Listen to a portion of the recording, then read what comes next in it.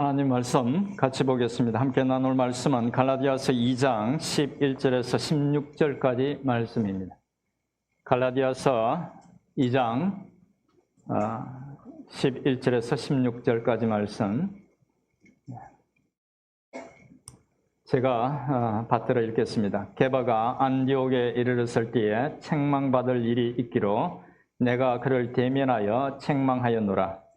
야고보에게서 온 어떤 이들이 이르기 전에 게바가 이방인과 함께 먹다가 그들이 오매 그가 할례자들을 두려워하여 떠나 물러가매 남은 유대인들도 그와 같이 외식하므로 바나바도 그들의 외식에 유혹되었느니라.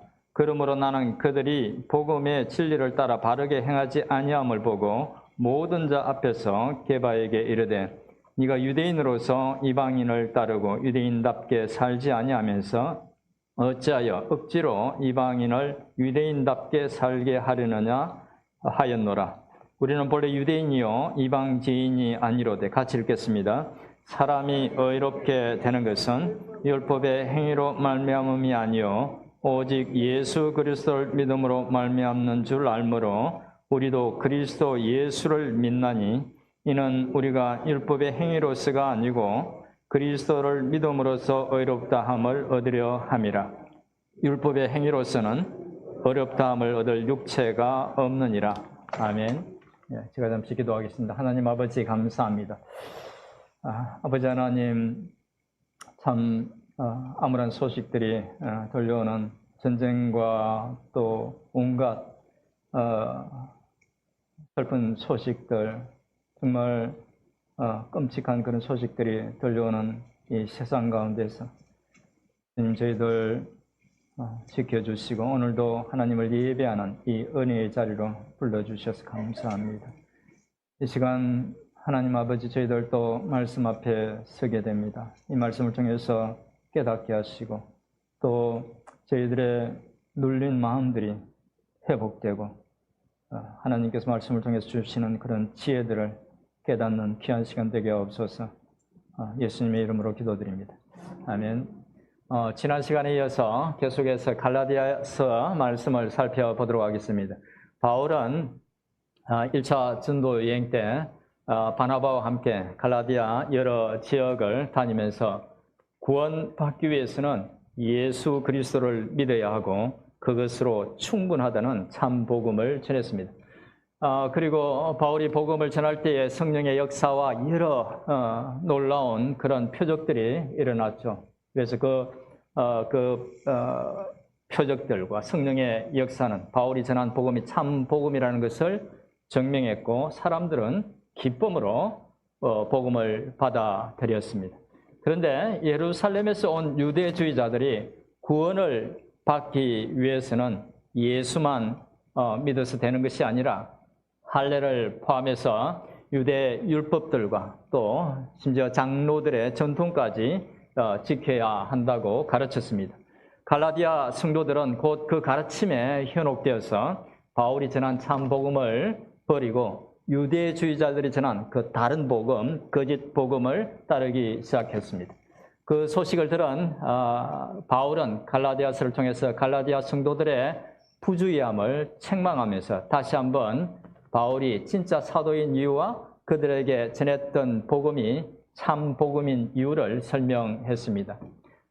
지난 시간까지 살펴본 내용이 그런 내용이었는데 그러다가 갑자기 바울은 안디옥 교회를 방문했던 사도 베드로를 사람들 앞에서 책망했던 사건에 대해서 말합니다. 오늘 본문 내용이죠. 그렇다면 바울은 왜 여기서 이 사건을 언급했던 것일까요?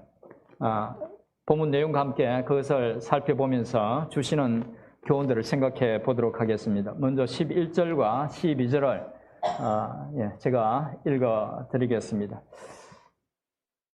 말씀 오케이. 이 게바가 안디옥에 이르렀을 때에 책망받을 일이 있기로 내가 그를 대면하여 책망하였노라. 야고보에게서 온 어떤 이들이 이르기 전에 게바가 이방인과 함께 먹다가 그들이 오매 그가 할례자들을 두려워하여 물러가매. 내용을 살펴보기 전에 먼저 안디옥 교회에 대해서 잠시 말씀을 드리겠습니다. 제가 지도를 하나 준비했는데 안디옥 교회의 위치가 예루살렘에서 위쪽으로 좀 떨어져 있죠. 예. 이제 여러분 아시겠지만 사도행전에 보면 스데반 집사의 순교와 함께 예루살렘에 있는 교회에 큰 박해가 가해졌습니다. 그러자 신자들은 박해를 피해서 사방으로 흩어졌습니다. 그렇게 흩어진 신자들 중에 일부는 이방 도시 저 북쪽 안디옥으로 가서 복음을 전하고 그곳에 교회를 세웠는데 그 교회가 바로 안디옥 교회였습니다. 이후 바나바가 그곳에서 사역을 하다가 교회가 크게 성장하자 고향 다소에 있던 바울을 데려와서 함께 사역을 했습니다. 안디옥 교회의 구성원은 예루살렘하고는 달랐습니다. 이방인들과 유대인들이 섞여 있던 그런 교회였고 특별히 이방인들이 아주 비율이 많았던 그런 교회였습니다. 그런데 어느 날 베드로가 그 안디옥 교회를 방문했습니다. 베드로가 정확히 언제 방문했는지 알 수 없지만 대략 바울과 바나바가 안디옥 교회에서 그렇게 사역을 하고 있을 때 예루살렘에 큰 흉년이 들어서 사람들이 어렵다는, 교회가 굉장히 어렵다는 그런 소식을 듣고 부조금을 모아서 전달했죠. 전달했는데 그 직후로 봅니다. 베드로가 방문했던 것은. 이 내용은 사도행전 12장에 나오는데 베드로는 아마 그들의 부조금을 전달받은 후 안디옥 교회에서 하고 있던 그런 여러 사역들을 직접 확인하기 위해서 방문했던 것 같습니다. 그런데 당시 베드로는 어떤 사람입니까? 굉장히 사람들에게, 신자들에게 주목받던 그런 사람이었죠. 예수님과 3년 반 동안 같이 다녔고 12제자 중에서 가장 뛰어난 수제자였습니다. 그는 예수님이 행하시는 그런 온갖 표적들, 이적들을 직접 눈으로 봤던 사람이죠. 본인이 직접 무리로 걸어봤던 적도 있고 또 변화산에서 예수님의 그 변화된 모습도 봤던 사람이고 또 오병이의 표적을 비롯해서 그런 많은 그런 놀라운 표적들을 직접 봤던 사람이었습니다. 게다가 주님이 성천하신 후 성령을 받고 설교했을 때 한 번에 몇 명? 3,000명씩 회개하고 믿는 일을 경험했던 사람이었습니다.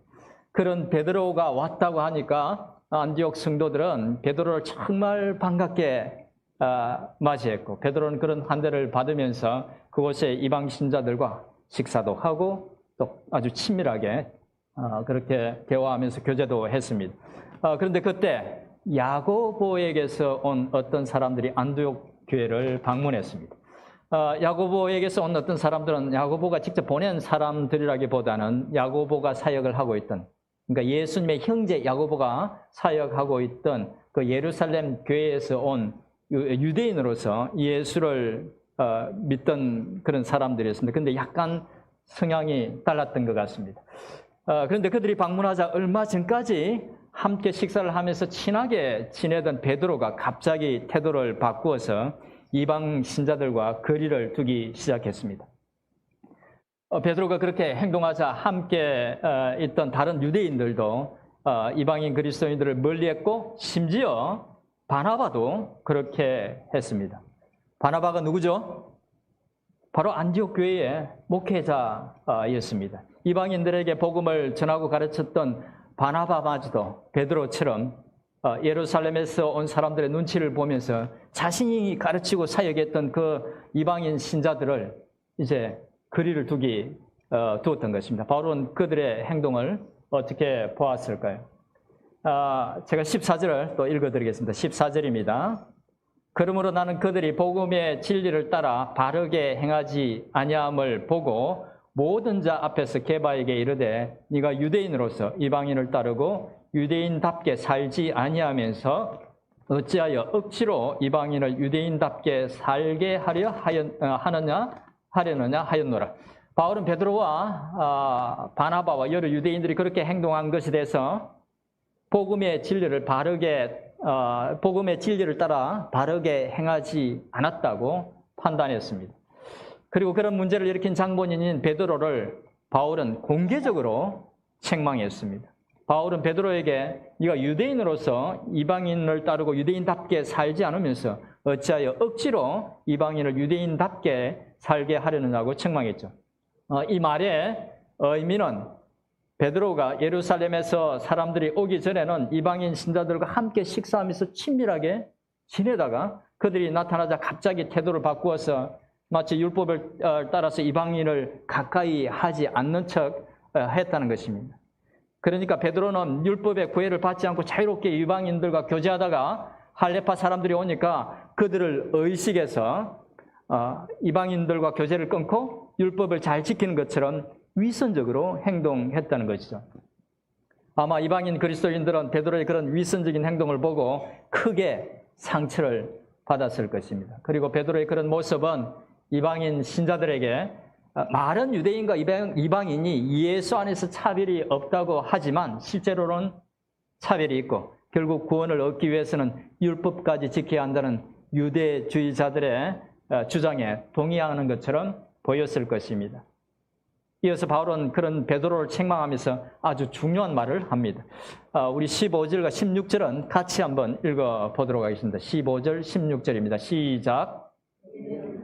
유대인이요 이방 죄인이 아니로되 사람이 의롭게 되는 것은 율법의 행위로 말미암음이 아니요 오직 예수 그리스도를 믿음으로 말미암는 줄 알므로 우리도 예수 그리스도를 믿나니 이는 우리가 율법의 행위로서가 아니고 그리스도를 믿음으로써 의롭다함을 얻으려 함이라.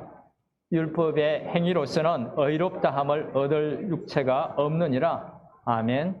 우리 이제 15절에 보면 우리는 본래 유대인이 아니요 유대인이요 이방 죄인이 아니로되 이렇게 말하고 있는데 이 말은 유대인들이 늘 입버릇처럼 하던 말입니다. 바울은 그 표현을 그대로 사용하면서 그렇지만 사람이 의롭게 되는 것은 율법의 행위로 되는 것이 아니라 오직 예수 그리스도를 믿음으로 되는 것이라는 사실을 알았기 때문에 우리도 누굽니까? 우리 유대인인 우리도 예수를 믿는다고 합니다. 쉽게 말씀드리면 율법이 있다고 우월감을 갖고 있는 유대인이나 그렇지 못한 이방인이나 모두 예수를 믿어야 구원을 얻을 수 있다는 것을 알았고 그래서 우리 유대인들도 예수를 믿는데 그렇다면 이방 죄인이 아니고 유대인인 것이 무슨 의미가 있느냐는 말입니다. 유대인들이 어떤 우월 의식을 갖고 우리가 괜찮은 사람이다, 대단한 사람이다, 저 사람들은 우리가 깔봐도 되는 사람이다 그런 어떤 생각을 가지고 이방인들을 무시하고 차별할 이유가 전혀 없다는 것입니다. 그렇다면 사도 베드로는 바울이 책망한 이런 내용을 몰랐을까요? 그렇지 않습니다. 그는 누구보다 먼저 유대인뿐만 아니라 이방인들도 예수 그리스도를 믿음으로 구원을 얻는다는 것을 알고 있던 사람이었습니다. 사도행전 10장에는 베드로가 이방인인 그 백부장 고넬료의 초대로 그의 집에 가서 복음을 전했던 사건을 기록하고 있습니다. 고넬료라는 로마 군대 백부장, 이방인 이 백부장이 기도하다가 환상 중에 하나님의 지시를 받고 무두장이 시몬의 집에 있는 그 베드로를 초대하기 위해서 자기 밑에 있는 사람을 보냈습니다. 그리고 바로 그때 베드로도 하늘에서 내려온 보자기 환상을 봤습니다. 그 보자기 안에는 부정한 동물들이 있었는데 환상 중에 그 보자기에 있는 것들을 먹으라는 명령을 듣게 됩니다. 하지만 베드로는 부정한 동물들이기 때문에 먹을 수 없다고 거절했습니다. 그런데 다시 그 환상이 보였고 베드로가 그 환상의 의미가 무엇인지를 생각했습니다. 근데 그때 고넬료가 보낸 사람들이 그를 찾아왔고 베드로는 그것이 하나님의 뜻이라는 것을 생각하고 그를 따라가서 이방인인 고넬료와 그의 가족들에게 복음을 전했습니다. 그리고 바울이 복음을 전하자 그들에게 성령까지 임했습니다. 이방인인 그들에게도 성령까지 임하는 것을 본 베드로는 그곳에 모인 사람들에게 세례까지 베풀었습니다. 그 사건을 통해서 이방인도 유대인들과 차별 없이 복음이 주어진다는 것을 깨달았던 것입니다. 그리고 사도행전 15장에 기록된 예루살렘 공회에서도 베드로는 같은 의견을 주장했습니다. 베드로는 정확히 복음 앞에서는 이방인이나 유대인이나 차별이 없다는 것을 알고 있었던 것입니다. 그래서 안디옥 교회에 갔을 때도 베드로는 거리낌 없이 이방인들과 함께 식사를 하며 교제를 했던 것입니다. 그렇다면 그 사실을 알고 있던 베드로는 왜 안디옥 교회에 할레파 사람들이 왔을 때 그렇게 위선적인 행동을 했을까요? 아마 이유가 있었을 것입니다. 그들은 베드로 자신이 섬기던 성도들로서 아주 강한 퍼스널리티를 가진 사람들이어서 갈등을 피하고 싶었을 수도 있습니다. 퍼스널리티가 굉장히 강하면 이렇게 상대하기가 좀 힘들죠. 그래서 그 사람들과의 그런 갈등을 피하기 위해서 그렇게 했을 수도 있다는 것입니다. 아니면 예루살렘 교회에서 상당한 영향력이 있는 사람들이거나 혹은 자신이 돌보는 그런 성도들이기 때문에 마음을 불편하게 하고 싶지 않아서 그렇게 했을 수도 있습니다. 하지만 어떤 이유든지 베드로의 행동은 심각한 문제가 있는 행동이었고 바울은 베드로의 그런 실수에 대해서 공개적으로 책망했습니다. 바울이 왜 베드로를 그렇게 공개적으로 책망할 수밖에 없었을까요? 그 이유를 살펴보기 전에 우리가 먼저 생각해야 할 것이 있습니다. 그것은 바울이 베드로의 잘못을 공개적으로 책망했던 이 일은 교회에서 어떤 문제가 생겼을 때에 누군가가 범죄하거나 잘못을 저질렀을 때에 이렇게 따라야 할, 그 문제를 해결하기 위해서 따라야 할 그런 모범이 아니라는 겁니다. 예수님도 형제가 범죄한 일이 있을 경우에 먼저 어떻게 하라고 말씀하셨죠? 개인적으로 말하고 듣지 않으면 또 한두 사람 증인을 데려가서 말하고 그래도 듣지 않으면 교회에 말하고 교회의 말을 듣지 않으면 이방인이나 세리와 같이 여기라고 말했습니다. 굉장히 프라이빗하게 이야기를 하고 건면하고 그렇게 하기를 예수님이 건면하셨고 또 사도 바울도 갈라디아서 6장 1절에서 이런 갈등들이 생길 때에 이런 갈등이 아니라 어떤 갈등들이 생길 때에 굉장히 온유한 심정으로 그 문제를 바로 잡으라고 건면했습니다. 이런 건면들을 통해서 알 수 있듯이 어떤 성도나 지도자가 죄를 짓거나 잘못을 범했을 때에 바울이 베드로를 책망한 것처럼 그렇게 공개적으로 해서는 안 됩니다. 그렇다면 바울은 왜 공개적으로 베드로를 책망했을까요? 바울이 베드로를 공개적으로 책망했던 것은 단지 베드로의 행동이 이방인 그리스도인들에게 상처를 주었기 때문만은 아닙니다. 베드로의 위선적인 행동은 두 가지 심각한 문제가 있었기 때문입니다. 바울이 베드로를 공개적으로 책망했던 첫 번째 이유는 바울의 그런 행동은 복음을 훼손하는 것이었기 때문이었습니다. 베드로는 안디옥을 방문하고 있던 유대주의자들의 이목을 두려워하는 그 모습은 이방인 신자들에게 유대인의 관습에 따라야 한다는 유대주의자들의 주장에 베드로가 동의하고 지지하는 것처럼 보였을 것입니다. 그러니까 베드로의 위선적인 행동을 보면서 이방인 신자들은 예수를 믿는 것만으로는 부족하고 유대주의자들이 주장하는 것처럼 할례도 받아야 되고 또 율법도 지켜야 한다는 것이 옳다는 생각을 갖게 했다는 것입니다. 그러니까 베드로의 위선적인 위선은 예수만으로 충분하다는 그 참된 복음을 오해하게 한다는 말입니다. 한다는 것이었다는 말입니다. 이것을 바로잡기 위해서 바울이 베드로를 공개적으로 그렇게 책망했던 것입니다. 그런데 바울이 베드로를 공개적으로 책망했던 데에는 또 다른 실제적인 이유도 있었습니다. 그것은 베드로와 또 베드로의 행동을 보고 유혹되어서 그를 따라했던 바나바와 유대인들 때문에 안디옥 교회가 분열될 수도 있었기 때문입니다. 아마 틀림없이 이방인 신자들 중에 다수의 사람들은 그들의 위선적인 행동 때문에 크게 상처를 받았을 것입니다.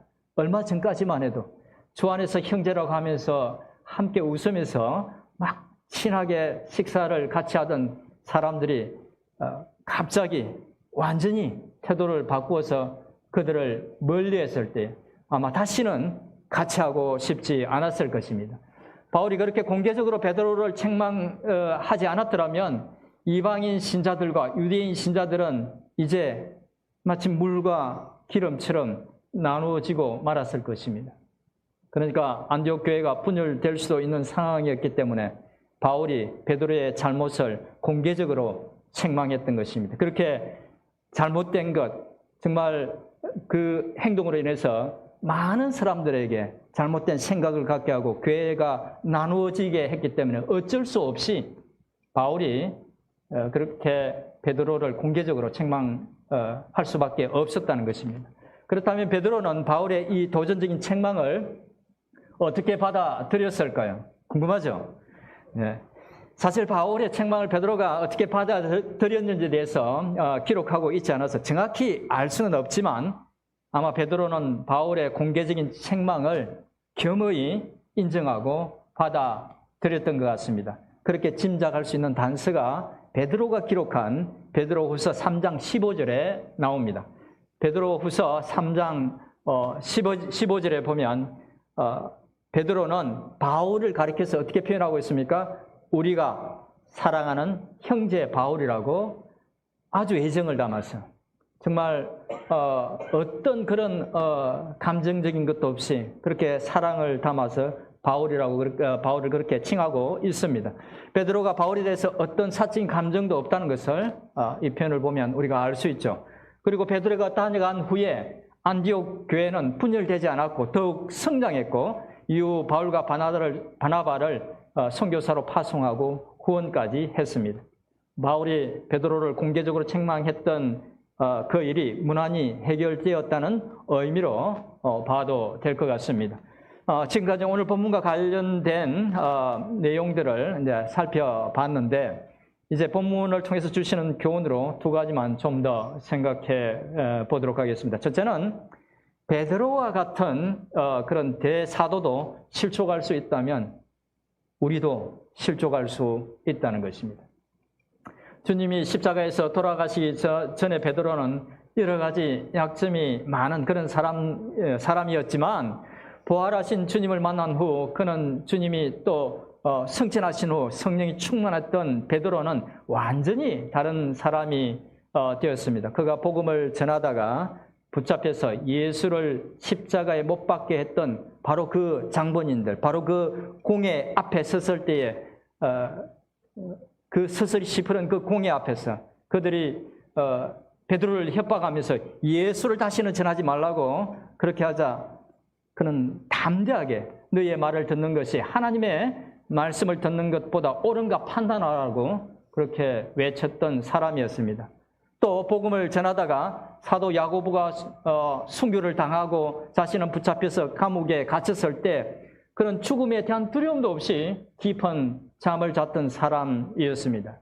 그런데 비록 그렇게 죽음조차도 두려워하지 않았던 베드로였지만 그런 한순간 사람들의 판단이 두려워서 잘못 행동하는 바람에 복음을 훼손하고 또 교회의 분열을 초래할 뻔했던 것입니다. 베드로와 같은 사도가 그랬다면 우리는 말할 것도 없겠죠. 저는 말씀을 준비하면서 이 말씀이 저에게 주시는 말씀이라는 생각을 많이 했습니다. 사실 저는 매일 기도할 때에 저의 부족함과 허물 때문에 주님이 피로 값주고 사신 귀한 영혼들에게 상처를 주지 않게 해달라고 기도합니다. 그런데 그렇게 늘 기도하고 조심하지만 그래도 종종 실수합니다.